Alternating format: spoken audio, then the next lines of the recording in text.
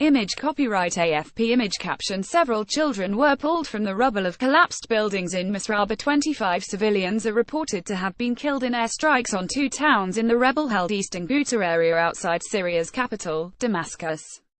The Syria Civil Defense said one of its rescue workers was among 18 people who died when what witnesses identified as Russian jets bombed Misraba. Another 6 people died in suspected Russian strikes on Arbin, it added.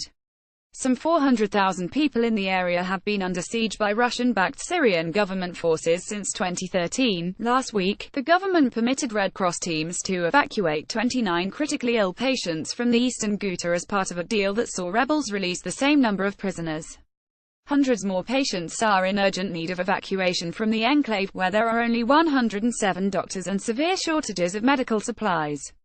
The Syria Civil Defense said Russian jets fired seismic missiles on residential areas of Misraba overnight, causing several buildings to collapse.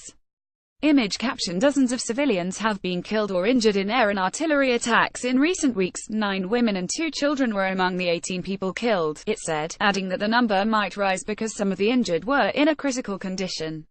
One of the organization's volunteer rescue workers, who are commonly known as the White Helmets, died after a double-tap strike on one building.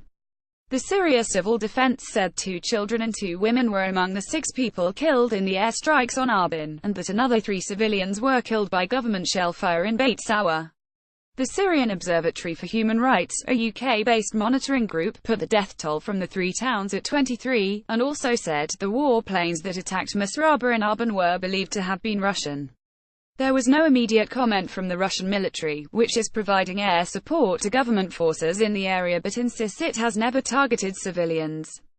The eastern Ghouta is designated a de-escalation zone by Russia and Iran, the government's other main ally, along with Turkey, which backs the rebels. But hostilities intensified in mid-November, when the Syrian military stepped up air and artillery attacks on the enclave in response to a rebel offensive. Earlier this week, rebels overran a major military base in the heart of the Harasta district, triggering heavy air strikes on surrounding rebel-held territory.